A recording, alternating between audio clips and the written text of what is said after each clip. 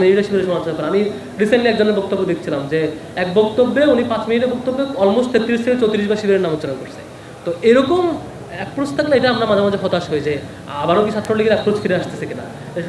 বরং আমি যেটা সবাইকে রিকোয়েস্ট করি বা প্রেফার করি যে প্রত্যেক সংগঠন তার এজেন্ডাকে ছাত্রদের সামনে প্রেজেন্ট করা দরকার।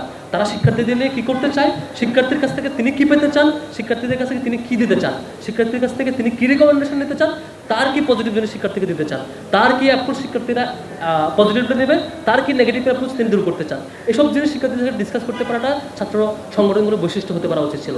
অথচ একটা সেমিনারে, একটা ডিসকাশনে, একটা দলের 10 জন আলোচক থাকলে 10 জনের শিবির নিয়ে ডিসকাস করে, আবার দেখা যায় যে 10 জনের আলোচক মানে তার আলোচনার অধিকাংশ মিনিটেই শিবির নিয়ে সময় ব্যয় করে। এটা মনে হয় এক প্রকার রাজনৈতিক এজেন্ডা শূন্যতার বহিঃপ্রকাশ কিংবা কর্মকাণ্ডের শূন্যতার বহিঃপ্রকাশ। আরেকটু অন্যভাবে বললে দেউলিয়াত্বের বহিঃপ্রকাশ হবে যদি এরকমটা কন্টিনিউ হয়। আমরা এখান থেকে যে কাউকে ফিরে আসার আহ্বান নিশ্চয়ই জানাবো। আর সংঘাত নিশ্চয়ই হবে না বলে আমি বিশ্বাস করতে চাই। যেহেতু 5 আগস্ট কিংবা 17 জুলাই শিক্ষার্থীদের যে প্রতিহত করা, ছাত্রলীগকে প্রতিহত করা রাতব্যাপী, এই দুইটা ঘটনা আমাদেরকে শিক্ষা দেয় যে রাজনৈতিক দল কিংবা ছাত্র সংগঠন বাজে প্র্যাকটিস ক্যাম্পাসে করতে চাইলে শিক্ষার্থীরা এটা প্রতিহত করবে। সুতরাং কেউ এটা সাহস করবে না বলে আমি বিশ্বাস করি এবং গণতান্ত্রিক প্র্যাকটিসের মধ্য দিয়ে থাকবে বলে আমি বিশ্বাস করতে চাই এবং সামনেও এটা দেখতে চাই। Thank you.